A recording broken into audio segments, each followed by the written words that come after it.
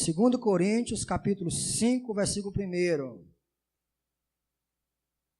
Sabemos que, se for destruída a temporária habitação terrena em que vivemos, temos da parte de Deus um edifício, uma casa eterna nos céus, não construída por mãos humanas. Enquanto isso, gememos, desejando ser revestidos da nossa habitação celestial, porque estando vestidos, não seremos encontrados nus. Por enquanto estamos nesta casa, gememos e nos angustiamos, porque não queremos ser despidos, mas revestidos da nossa habitação celestial, para que aquilo que é mortal seja absorvido pela vida.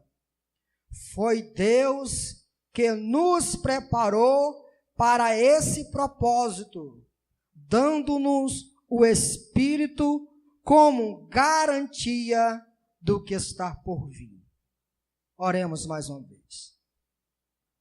Maravilhoso Deus, muito obrigado por esses 5 versículos que foram lidos aqui esta noite. Obrigado pela tua palavra que conforta os nossos corações, que nos consola, que nos edifica, que nos exorta a permanecer fiéis a Deus, a colocar os nossos olhos no alvo, no Senhor Jesus, a qual nos fez promessa e é fiel para cumprir todas elas. Que o Senhor possa direcionar os nossos corações à tua santa e gloriosa palavra. É o que eu te peço, em nome de Jesus. Amém. Bom, quarta-feira passada, os irmãos perceberam que nós estivemos falando sobre os contrastes entre o homem interior e o homem exterior. Os que estavam aqui perceberam que nós estivemos expondo do versículo 16 até o versículo 18 do capítulo 4. Paulo adentra aqui, irmãos, o capítulo 5, com a sua mente voltada para aquilo que ele já havia dito antes. E o que Paulo havia dito antes no versículo 16 do capítulo 4? Paulo fala de corpo fraco, porém de um espírito renovado.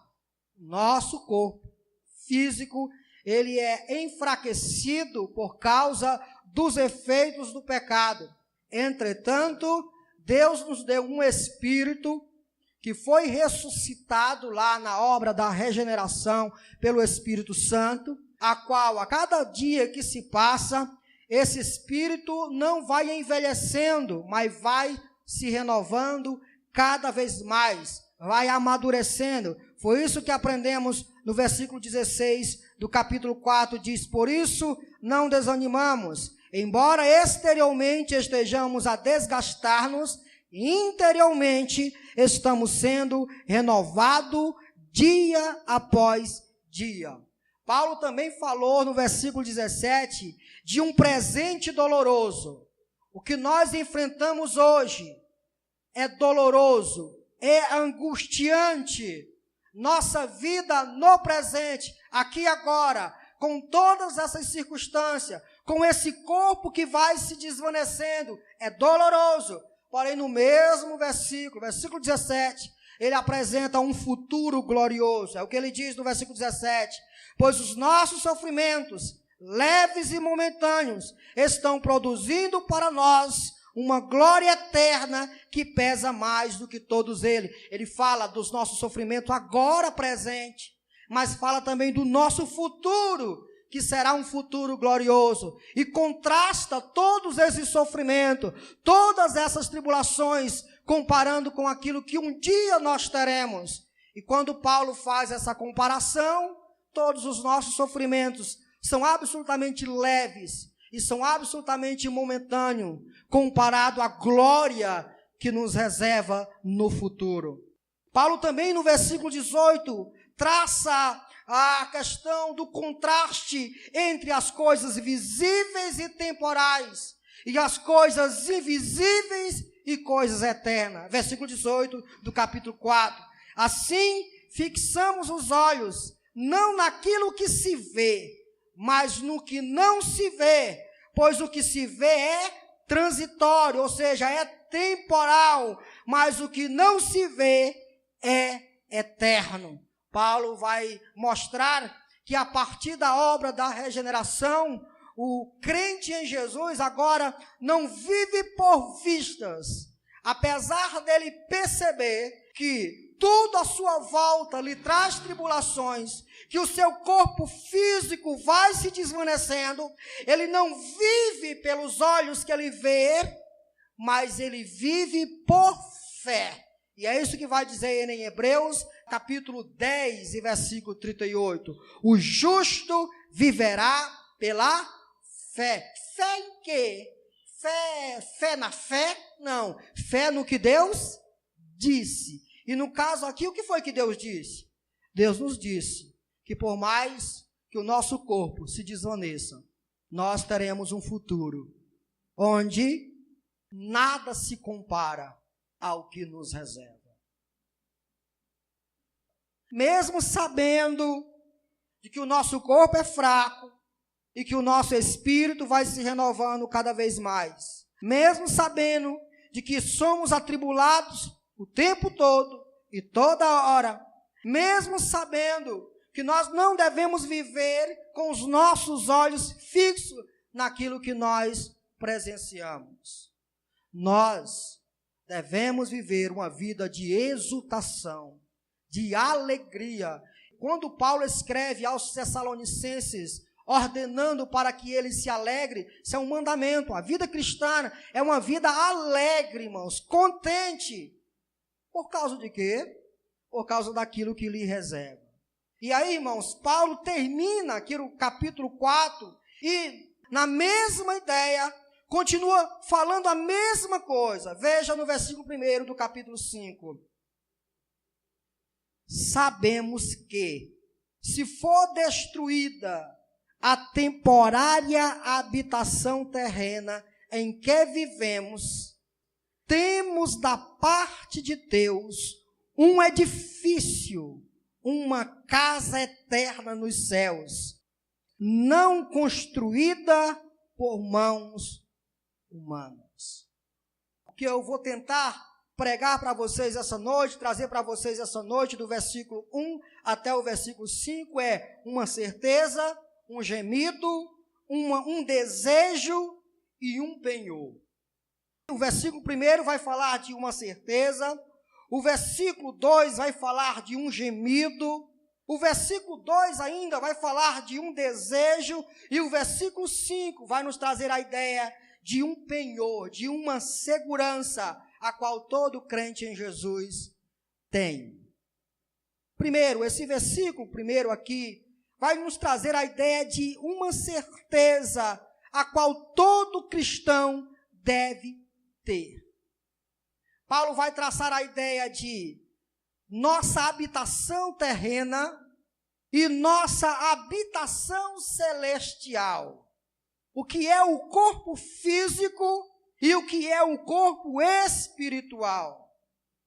Logo no primeiro versículo, logo a primeira palavra, Paulo traça a ideia de saber, de ter certeza. É o verbo saber, a qual todos os cristãos devem ser imbuídos com essa certeza de que quando o nosso corpo for desvanecido pelas tribulações, pelas doenças, nós teremos no céu, certamente, uma casa guardada para nós.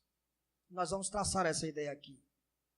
Paulo aqui está usando uma figura de linguagem para retratar a morte e a ressurreição.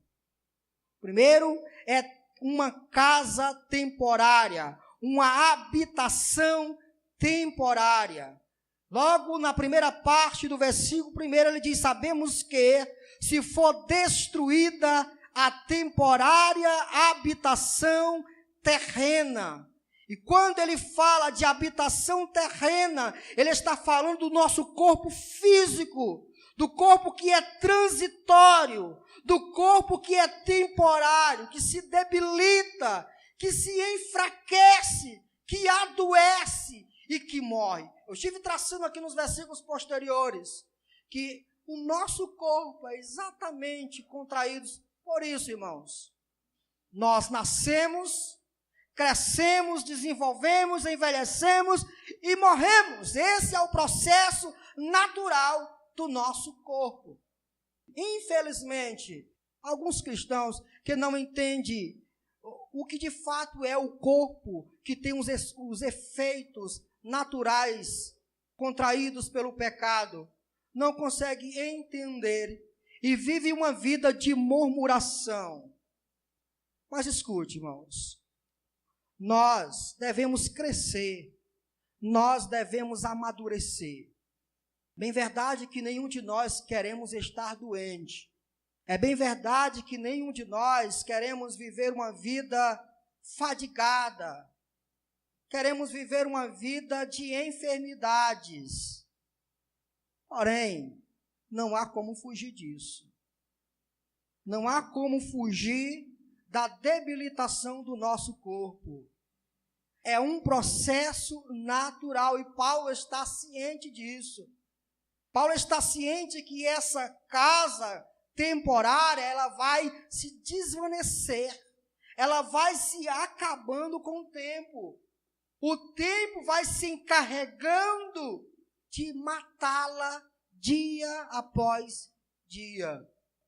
Cada dia que nós passamos aqui na terra, não é uma nova vida que nós temos, irmãos. Na verdade, nós já nascemos para morrer. Nascemos para envelhecer. Essa, infelizmente, é uma realidade do ser humano após a queda. Nosso corpo está afetado pelo pecado. E alguns irão viver 20 anos, outros irão viver 15 anos, outros 30, outros 40, outros 50, outros 60. Fato é que essa casa terrena que temos, ela irá se desvanecer. Ela irá para o pó. Foi o que Deus disse para Adão: do pó você veio e para o pó você vai voltar. Não tem como fugir disso, irmãos.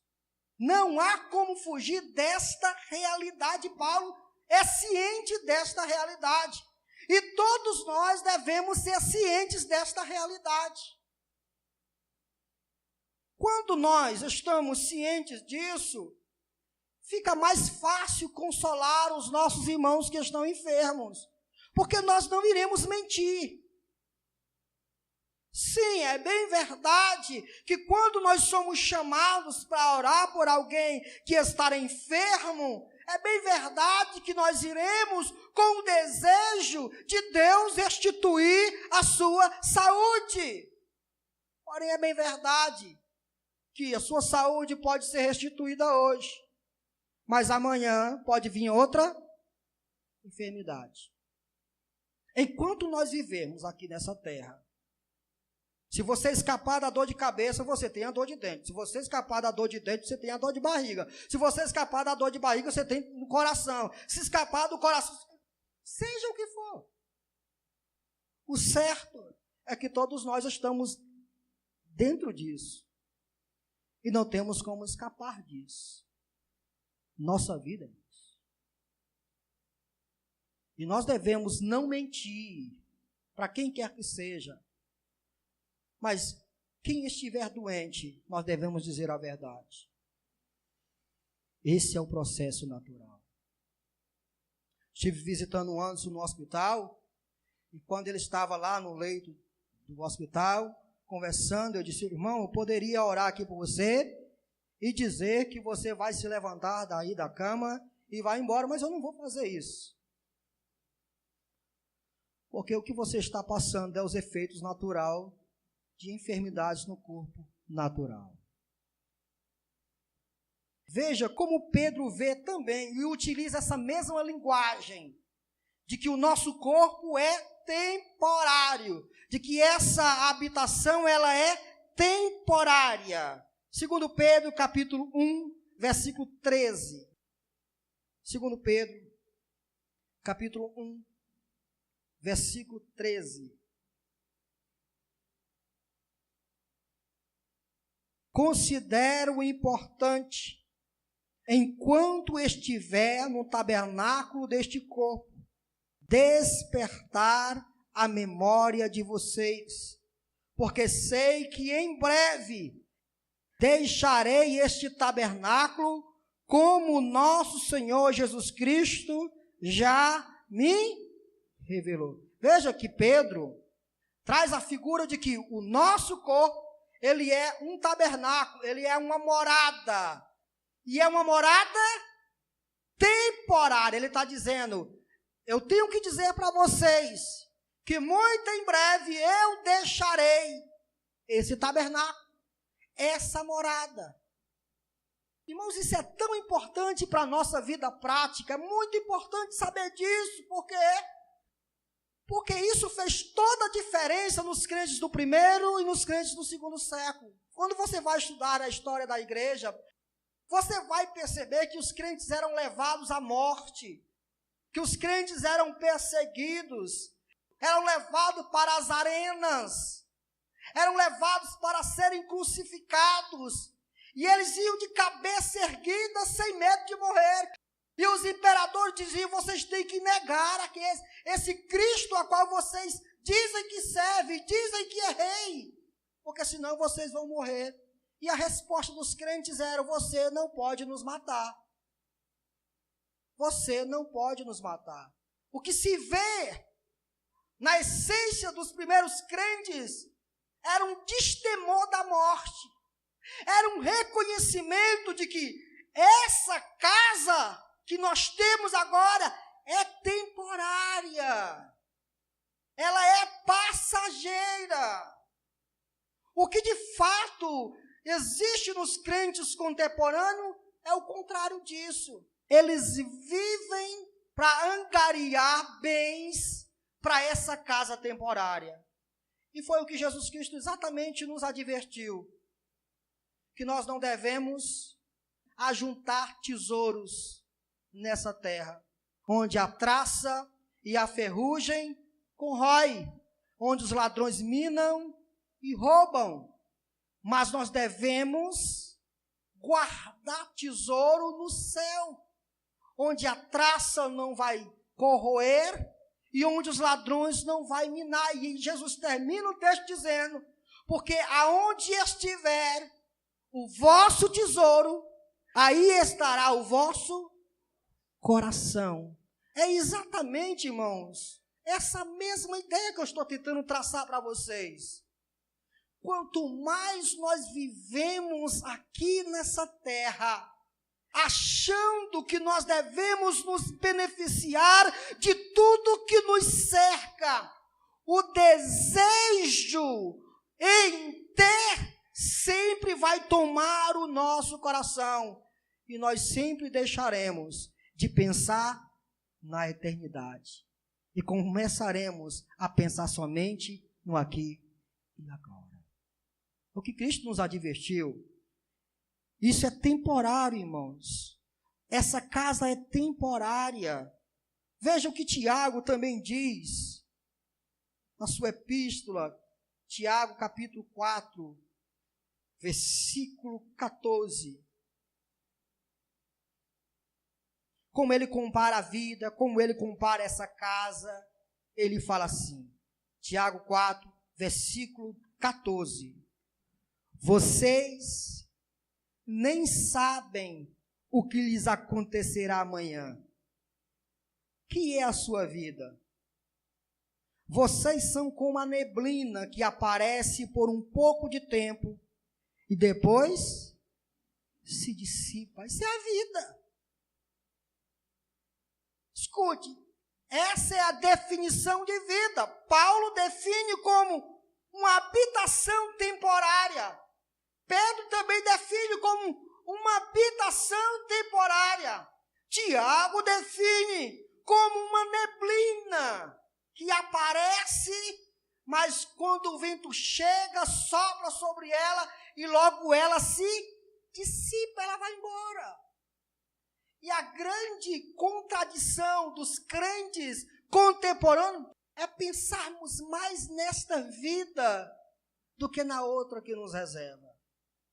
É a grande contradição, irmãos, a qual nós, infelizmente, temos nos submetido a ela. Nós pensamos mais aqui. Nós fazemos planos, muitos planos, e eu não estou dizendo que isso seja errado, mas nossa mente é completamente levada a pensar em tudo aqui. Quando nós nascemos, nós vamos crescendo e vamos sendo levados para o colégio, logo nós começamos a fazer planos de terminar os estudos, e então começamos a planejar como vai ser a faculdade, o namoro, o noivado, o casamento, a casa, o carro, a casa de praia, e tudo isso vai tomando nossa mente, sem sabermos que tudo isso é temporário. Isso vai passar. E Paulo está dizendo, vai passar. Isso é temporário. E ele está ciente disso. Se nós deixarmos de nos enraizarmos aqui na terra, é por isso, irmãos, que hoje há pouco desejo do céu. Antigamente se tinha mais desejo do céu, saudade do céu. Hoje, como estamos muito entrelaçados às coisas da terra, e isso vai corroendo a nossa comunhão com Deus, vai fazendo nós perdermos desejo de estar com o Senhor, o que Paulo vai combater extremamente isso. É interessante que Paulo vai dizer nesse mesmo versículo, casa temporária, habitação temporária, porém, Paulo também vai dizer que existe um edifício permanente. Veja, se for destruída a temporária habitação terrena em que vivemos, temos da parte de Deus um edifício, uma casa eterna nos céus, não construída por mãos humanas. Veja, irmãos, quem não crê em Deus tem que viver com a concepção de que quando seus olhos se fecham, tudo se acaba. A vida perde o sabor. Eu posso fazer o que eu quiser aqui agora, porque quando eu morrer, tudo se apaga, tudo se acaba. Mas Paulo está dizendo que o cristão é diferente. O cristão vive essa vida temporária pensando na vida eterna. O cristão vive essa vida passageira com a sua mente na vida eterna. E ele diz, por mais que essa casa temporária se desvaneça, seja destruída pelas coisas que são normais, pelas tribulações, pelas adversidades, pelas doenças, pelas enfermidades, tudo isso vai minando a casa temporária. Porém, se ela for destruída, nós temos uma habitação permanente. É um fator importante para descobrirmos o que é esse edifício permanente, é notarmos o paralelismo existente nesse versículo. O que é a casa terrena? É o nosso corpo. Se a casa terrestre é o corpo físico do crente, é razoável pensar que o edifício, casa não feita por mãos, da parte de Deus, é o que, irmãos? É o corpo da ressurreição. Temos um edifício, uma casa preparada por Deus, não por mãos humanas, não por obras humanas, mas vindo diretamente da parte de Deus. Ele diz, temos da parte de Deus um edifício, uma casa eterna nos céus, não construída por mãos humanas. Edifício aqui, irmãos, é o nosso corpo glorioso que receberemos por ocasião da ressurreição. 1 Tessalonicenses, capítulo 4, versículo 13. Irmãos, não queremos que vocês sejam ignorantes quanto aos que dormem. Veja, os irmãos estavam morrendo e os irmãos da igreja estavam se entristecendo pela possibilidade desses irmãos não se encontrarem com o Senhor por ocasião da sua vinda. Paulo escreve a eles, advertendo a eles, pedindo e ordenando que eles não sejam ignorantes. E ele vai dizer, irmãos, não queremos que vocês sejam ignorantes quanto aos que dormem, quanto aos que morreram, para que não se entristeçam como os outros que não têm esperança. Se cremos que Jesus morreu e ressurgiu, cremos também que Deus trará, mediante Jesus e com ele, aqueles que nele dormiram. Dizemos a vocês pela palavra do Senhor, que nós, os que estivermos vivos, os que ficarmos até a vinda do Senhor, certamente não precederemos os que dormem, ou seja, não nos encontraremos primeiro do que eles. Aí ele vai dizer como é que vai ser o entrelaço aí, versículo 16.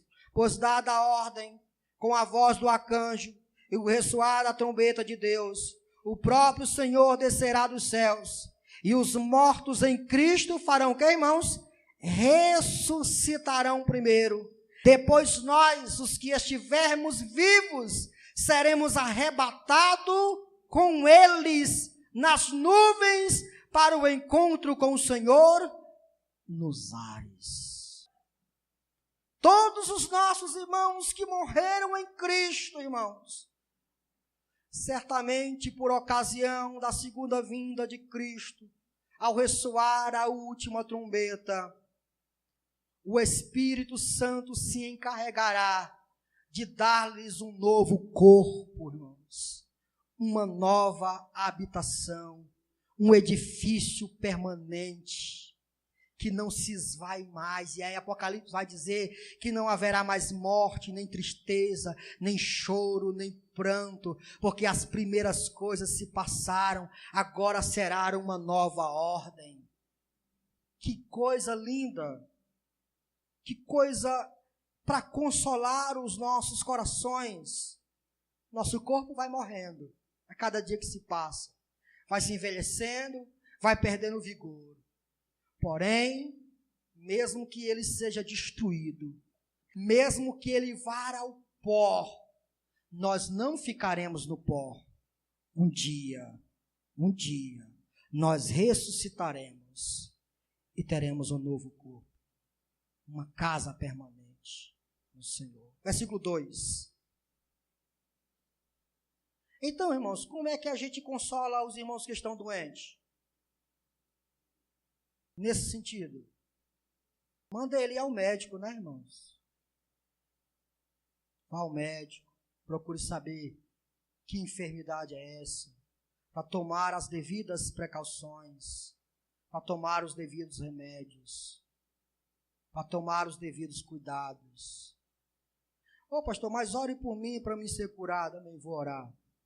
Senhor, se essa enfermidade for conduzir o teu filho para a tua glória, que ela continue nele. É assim, irmãos.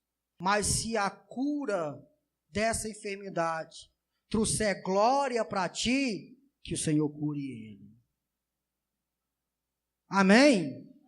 É assim, irmãos. Não é chegar lá, eu te repreendo em nome de Jesus. Porque a enfermidade vai vir. E a gente vai passar a vida toda repreendendo. Vamos lá, versículo 2. Enquanto isso, gememos desejando ser revestido da nossa habitação celestial. Porque, estando vestidos, não seremos encontrados nus. Veja que, primeira parte, primeiro ponto que eu trouxe para vocês é uma certeza. Certeza de que nossa habitação temporária vai se esvaindo, ela vai ser destruída, mas certamente Deus tem guardado para nós um edifício permanente. Agora no versículo 2, Paulo vai trazer a ideia de um gemido profundo, irmãos. Olha só. Enquanto isso, gememos. Gememos. Desejando ser revestido da nossa habitação celestial. O verbo gemer aqui, estar no presente. E o que isso significa? O que isso significa para nós? Significa o contínuo gemer da vida terrena. Gemer aqui não é, por essa razão, vamos gemer. Não, não é essa a ideia. Enquanto isso, gememos. É vida contínua nossa, dia após dia. O gemido é uma expressão profunda de dor, de desconforto, de sofrimento.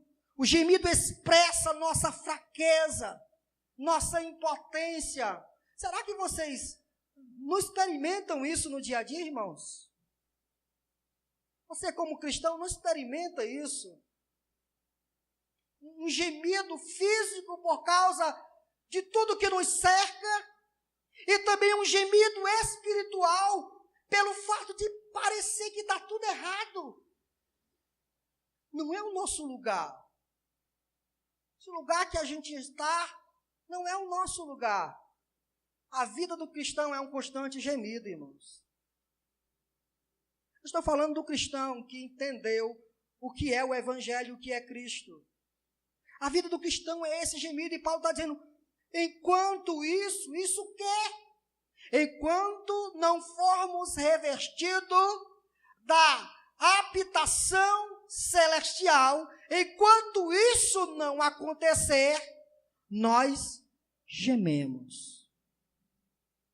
Gememos. Gememos porque quando nós saímos da nossa casa, o que nós encontramos é um ímpio afrontando a Deus.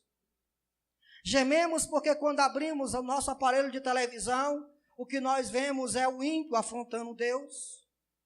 Gememos porque na repartição do nosso trabalho, o ímpio está afrontando a quem nós mais amamos. Gememos porque dentro do nosso lar existem quem não serve a Deus, e o que eles fazem dia após dia é afrontar a quem nós mais amamos. Tudo isso causa dor em nós, tudo isso causa horror em nós. Nós gememos por causa de tudo isso. Gememos pelo fato de compreender que Deus não nos fez para um corpo enfraquecido. Deus não nos fez para isso. A gente percebe pela Bíblia que o que nós estamos experimentando hoje, com as doenças e com as enfermidades, não é fruto da natureza original, é fruto de um pecado. É fruto do pecado de Adão, que afetou toda a humanidade. Nós percebemos que as coisas não são como deveria ser, por isso nós gememos. Gememos. E é interessante essa palavra aqui, irmãos, porque isso significa que enquanto estivermos morando neste tabernáculo, ou seja, neste corpo físico, sujeito à doença, velhice, fraqueza e morte, enquanto vivermos nesse corpo, o que espera você é gemido. Abra suas Bíblias em Romanos, capítulo 8, versículo 22. Paulo diz que tudo está gemendo. Tudo que nos cerca está gemendo. Romanos, capítulo 8, versículo 22. 22. Romanos capítulo 8, versículo 22. Sabemos que toda a natureza criada geme até agora como em dores de parto. toda a criação, toda a natureza, ela geme. E o versículo 23 vai dizer por quê. Não, versículo 19, irmãos, para a gente entender direitinho. Versículo 19 do capítulo 8. A natureza criada aguarda com grande expectativa que os filhos de Deus sejam revelados. Por quê? Pois ela foi submetida à inutilidade, não pela própria escolha, mas por causa da vontade daquele que a sujeitou, na esperança de que a própria natureza criada será libertada da escravidão, da decadência em que se encontra, recebendo a gloriosa liberdade dos filhos de Deus. E aí ele diz: sabemos que toda a natureza criada geme até agora como em dores de parto. A criação não está como era para estar. Tudo que está em nossa volta foi afetado pelo pecado. E ela geme. A gente não pode mais brincar com um passarinho, que ele bica. Para criarmos um cachorro, a gente tem que domesticar. E a natureza não é para ser assim. A natureza não foi criada para isso. A natureza foi criada para ter uma plena harmonia entre o homem e ela. Mas essa não é a realidade que nós encontramos hoje. Por isso ela geme.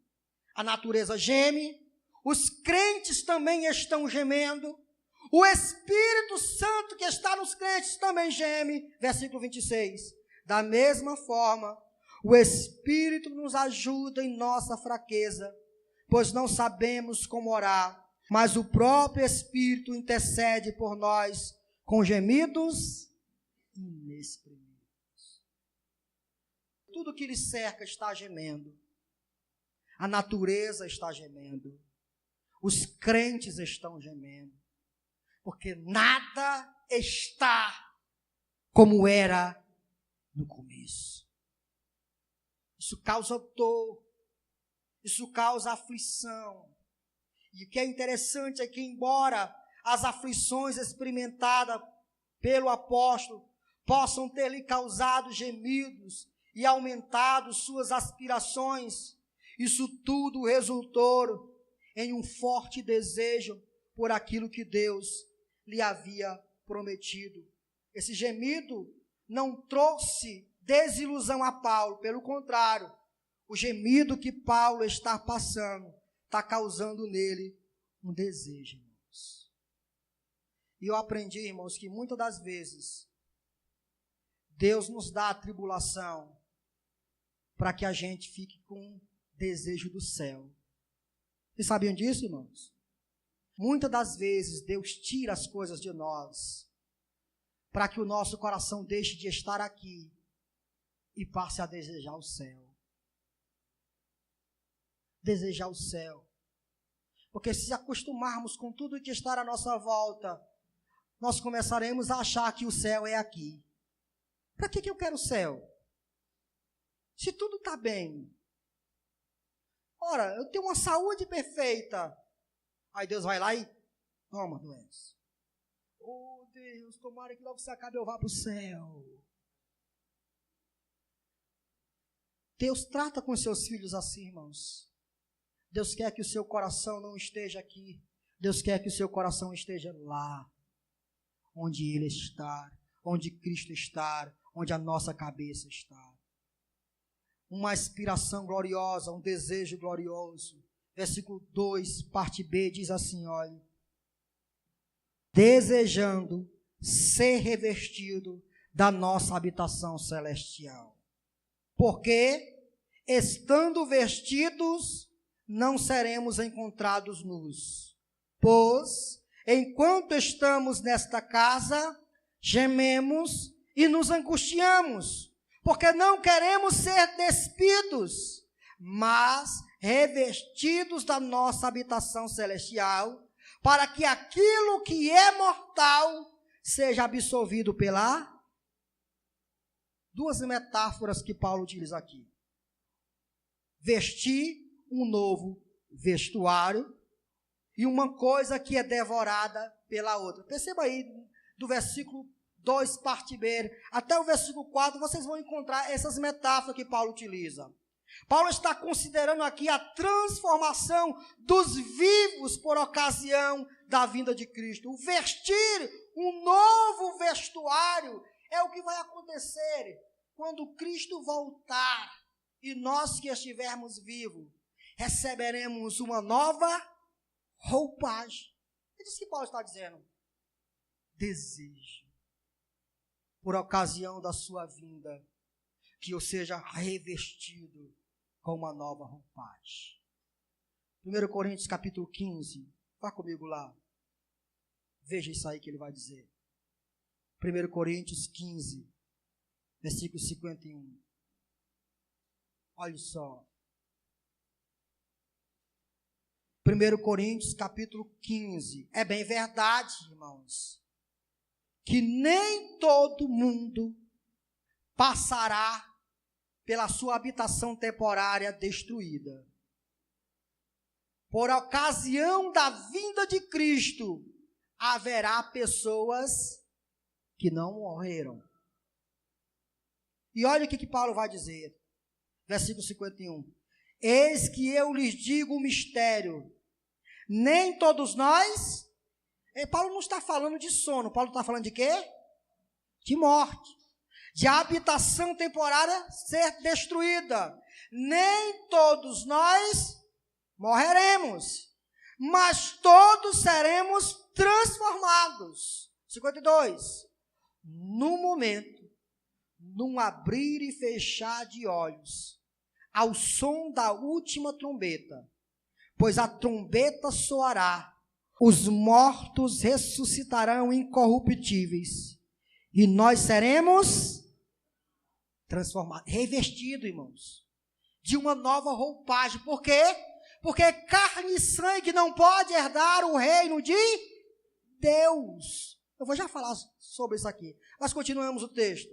Pois é necessário que aquilo que é corruptível se revista de incorruptibilidade, e aquilo que é mortal se revista de imortabilidade. Quando, porém, o que é corruptível se revestir de incorruptibilidade, e o que é mortal de imortalidade, então se cumprirá a palavra que está escrita: a morte foi destruída pela vitória. Até lá, nós morreremos. Porém, por ocasião da segunda vida de Cristo, quando os que estiverem vivos forem arrebatados, seus corpos serão transformados, e a morte não terá mais poder sobre eles. Por quê? Porque eles foram revestidos de imortalidade.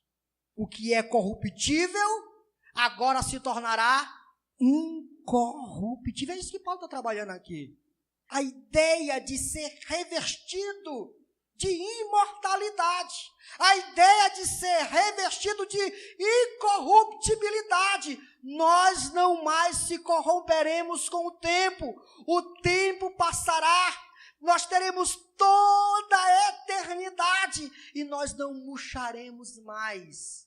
Porque tudo isso é para casa temporária. Para casa eterna, nós não mais entraremos em corrupção. Que bênção, irmãos. Que esperança tremenda. É isso que é o Evangelho. Isso é que é a nossa esperança. Filipenses 3, versículo 21. Estou terminando. Filipenses 3 e 21.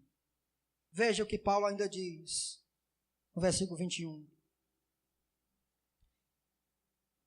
Pelo poder que o capacita a colocar todas as coisas debaixo do seu domínio. Olha só. Ele transformará os nossos corpos humilhados, tornando-os semelhantes ao seu corpo glorioso. Você imagina isso, irmãos? Hoje, você tem artrose, osteoporose, artrite, diabetes, dor no olho, dor no nariz, dor de cabeça, dor de tudo. E não adianta apelar para a cruz. Não adianta apelar para qualquer que seja. Vai ter. Seu corpo vai padecer disso. Porém, não é isso que nos define. Nossa casa temporária vai sendo destruída dia após dia. Porém, lá na eternidade, nós não teremos mais nada disso. Para o cristão, isso é muito bom. Mas para o indivíduo supostamente crente que vem para a igreja, eles não querem isso. Eles querem agora. Não quero lá, eu quero é agora. É por isso que nós temos igrejas e mais igrejas dando aquilo que o povo quer. E nunca vão ter. Porque o próprio Deus disse, não podemos fugir dessa situação. Porém, um dia nós seremos transformados. Um dia nós teremos um novo vestuário. Para entrarmos na eternidade, o que nós temos agora como corruptível terá que se revestir de incorruptibilidade. O que nós temos agora como um corpo mortal terá que se revestir de imortalidade. Não mais morreremos, não mais entraremos em corrupção. Sempre amadureceremos. Isso é uma realidade, porque sempre conheceremos mais a Deus. É interessante, irmãos, que Jesus vai definir vida eterna com relação a isso. João, capítulo 17, versículo 3. Vamos ler lá. João 17, 3. Olha só como Jesus define vida eterna. João 17, versículo 2.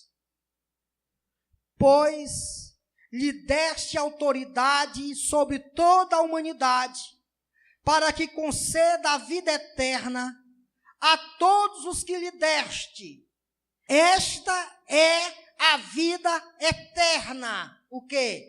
Que te conheçam, o único Deus verdadeiro, e a Jesus Cristo a quem enviaste.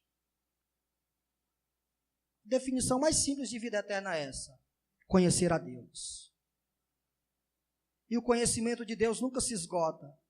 E estaremos para sempre, em toda a eternidade, conhecendo ao Senhor. Se você acha fadigante passar 1 hora sentado em uma cadeira, sendo exposto à palavra de Deus e conhecendo mais dele, você imagine passar toda a eternidade sempre conhecendo mais a Deus. Sempre conhecendo mais a Ele. E o bom, irmãos, é que nunca ficaremos tediosos. O conhecimento de Deus, segundo o Salmo 119, é como mel ao nosso paladar. Essa é a definição. A continuação do mesmo versículo vai dizer que uma coisa é devorada pela outra, para que aquilo que é mortal seja absolvida pela vida. O que está em questão aqui é o que é corruptível em nossa natureza precisa morrer para que sejamos completamente renovados e restaurados a um estado de perfeição. Esta é a razão pela qual o nosso corpo é tido como uma prisão na qual vivemos confinados. Não é a ideia platônica, certo? Platão dizia que, na verdade, o nosso corpo, a matéria não presta e é uma prisão para a nossa alma. E nós só seremos, de fato, sábios e iluminados quando nos libertarmos do nosso corpo. Essa não é a ideia de Paulo. Mas olha o que aqui diz em Filipenses 1:20. Aguardo ansiosamente e espero que em nada serei envergonhado. Ao contrário, com toda a determinação de sempre, também agora Cristo será engrandecido em meu corpo, quer pela vida, quer pela morte. Porque para mim o viver é Cristo e o morrer é lucro. Caso continue vivendo no corpo, terei fruto do meu trabalho e já não sei o que escolher. Estou pressionado dos dois lados. Desejo partir e estar com Cristo, o que é muito melhor. Veja que Paulo percebe que estar com Deus é muito melhor do que estar nessa casa temporária. Isso é muito bom para a vida prática, porque quando você for ver um crente no leito do hospital e ele estiver na ânsia de sua morte, esse crente que entendeu isso, ele não estará desesperado e pedindo para viver mais. Quero viver mais, quero viver mais, quero viver mais. O crente sabe, irmãos, que a melhor hora da vida dele é o momento em que ele fecha seus olhos aqui e ele abre na eternidade. Por isso que Paulo diz assim, não, eu estou pressionado se estou com vocês ou se parto com Cristo. Porque Paulo, quando escreve Filipenses, ele está preso e está na iminência de ser decapitado. Filipenses é escrito quando ele está preso e ele sabe que ele vai morrer. Timóteo vai, 2 Timóteo capítulo 2, ele diz isso, capítulo 4. Ele vai falar de que ele combateu um bom combate, guardou a fé, e desde agora a carreira dele está reservada com o Senhor. E ele sabe que vai morrer. Filipenses foi escrito quando ele estava preso. E estava para ser decapitado. E ele diz, olha, eu não sei o que é melhor. Se estar com vocês e estar com vocês, eu vou pregar para vocês, vocês irão amadurecer. Mas se é ter a minha cabeça decapitada, porque se eu tiver a cabeça decapitada, eu estarei com o Senhor. E estar com o Senhor é bem melhor do que estar com vocês. Amém, irmãos? Tomara que você diga isso. Você imagina, irmãos, deitado em um leito, no final da sua vida. Eu espero que isso aconteça comigo. Eu olhar para minha esposa, bem velhinha, olhar para o meu filho e dizer, meu filho, combati um bom combate, acabei a carreira, guardei a fé, viva em Cristo, viva em paz, papai está partindo. Tchau. Crente morre assim. Não estou dizendo que as dores não nos atribulem, mas o crente sabe que quanto mais ele prolonga a sua estadia aqui, mais distante ele fica da eternidade. Que mensagem linda. Em que segurança nós podemos ter? Olha só, versículo 5. Que coisa linda que Paulo diz no versículo 5. E é nisto que eu baseio toda a minha fé, irmãos. E é nisto que você tem que basear a sua esperança. Olha só, foi Deus quem nos preparou para esse propósito, dando-nos o Espírito como garantia do que está por vir. Quem foi que nos preparou para isso, irmãos? Deus. Paulo está fazendo seus argumentos a respeito da casa temporária e a respeito da habitação eterna, fazendo seus argumentos a respeito do nosso vestuário que iremos ter por ocasião da segunda vinda de Cristo. Paulo está falando que o nosso corpo físico irá ser devorado pela imortalidade, pela incorruptibilidade, e ele vai basear tudo isso. Na realidade, quem faz tudo isso é Deus, não é ele. Ele diz, foi Deus quem nos preparou para esse propósito. E eu não posso me furtar de deixar de ler com vocês Efésios 1. Eu vou ler Efésios 1, versículo 3 até o 13. Olha só, acompanhem comigo. Porque o Deus Trino está envolvido em tudo isso, irmãos. Ele é quem nos prepara para este momento. Olha só o versículo 3 de Efésios 1. Bendito seja o Deus e Pai de nosso Senhor Jesus Cristo, que nos abençoou com todas as bênçãos espirituais nas regiões celestiais em Cristo. Porque Deus nos escolheu nele, antes da criação do mundo, para sermos santos e irrepreensíveis em sua presença.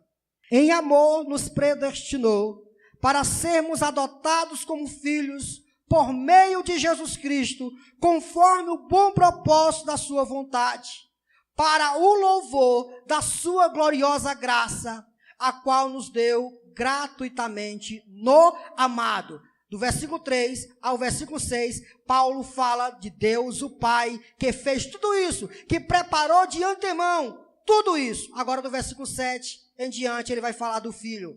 Nele quem? No amado, em Jesus Cristo, temos a redenção por meio de seu sangue, o perdão dos pecados, de acordo com as riquezas da graça de Deus, a qual ele derramou sobre nós com toda a sabedoria e entendimento, e nos revelou o mistério da sua vontade, de acordo com o seu bom propósito, que ele estabeleceu em Cristo, que é, isto é, de fazer convergir em Cristo todas as coisas, celestiais ou terrenas, na dispensação da plenitude dos tempos. Nele fomos também escolhidos, tendo sido predestinados conforme o plano daquele que faz todas as coisas, segundo o propósito da sua vontade, a fim de que nós, os que primeiro esperamos em Cristo, sejamos para o louvor da sua glória. Do versículo 7 até o versículo 12, Deus, o Filho, está envolvido nisso aí. Versículo 13.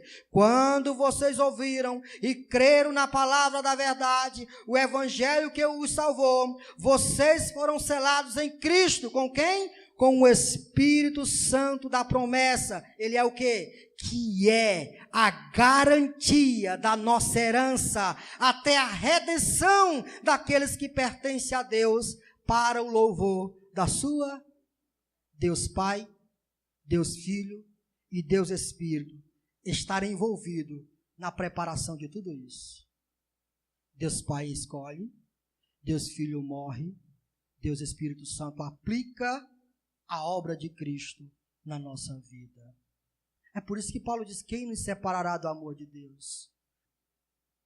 Paulo termina dizendo que o Espírito Santo é a nossa garantia. Por que nós podemos colocar a nossa cabeça sobre o travesseiro, dormir tranquilo? Porque nós temos um presente, irmãos.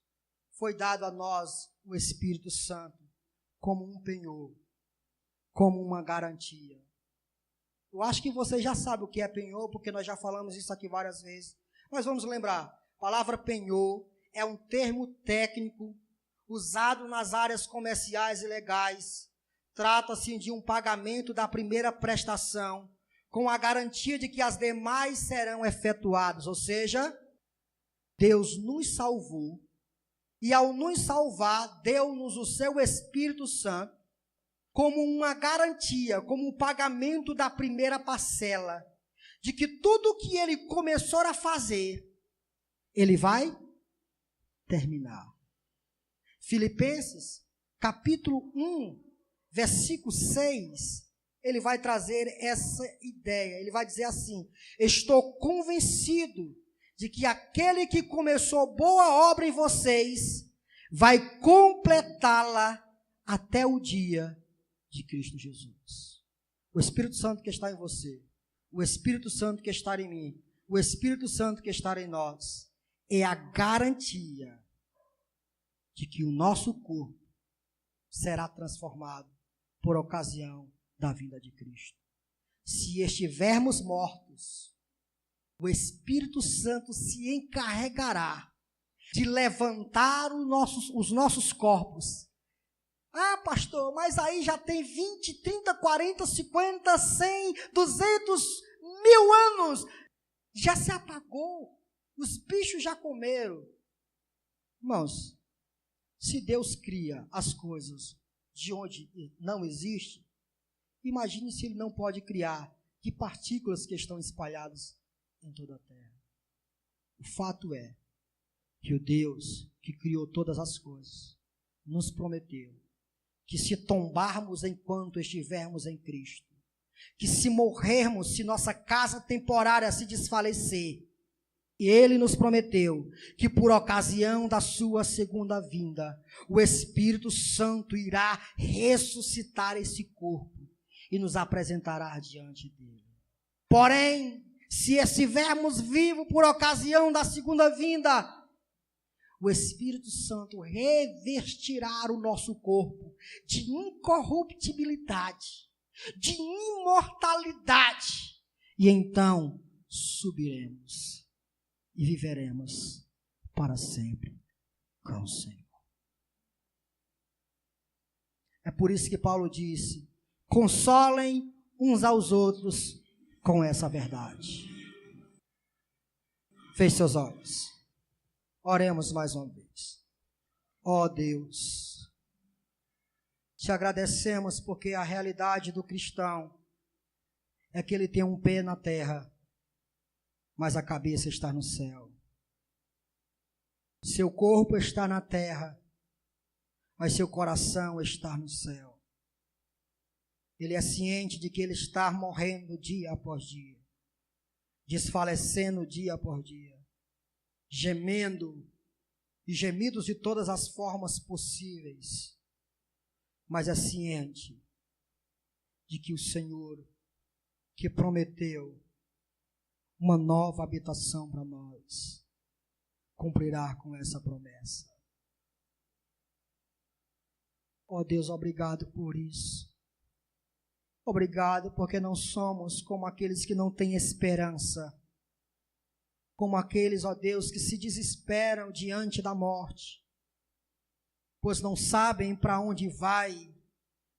Nós, que temos o Teu Espírito como garantia, temos a certeza de quando tombarmos aqui na terra, de quando o nosso corpo cair aqui na terra, de quando nossa habitação temporária for destruída aqui, temos uma casa eterna, uma habitação eterna.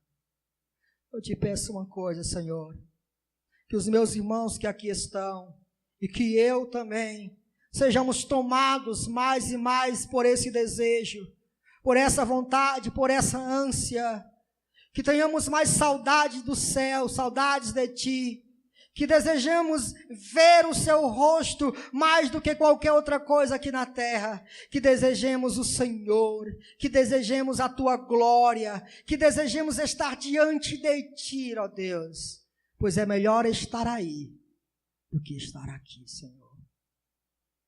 Obrigado por essa palavra que consola o nosso coração, que conforta o nosso coração, diante das incertezas que temos, diante de muitas dúvidas que temos, ó Deus, de uma coisa sabemos: o Deus que prometeu é fiel para cumprir com aquilo que promete. Se o Senhor nos prometeu isso, estaremos esperando tudo isso acontecer. Se o Senhor quiser nos levar por ocasião de sua segunda vinda, que assim seja, Senhor. Se o Senhor quiser nos levar, mesmo estando mortos com o nosso corpo físico, que assim seja, Senhor. Que morrendo, que vivendo, que vivamos e morramos para Ti, para o Teu louvor, para a Tua glória. Amém.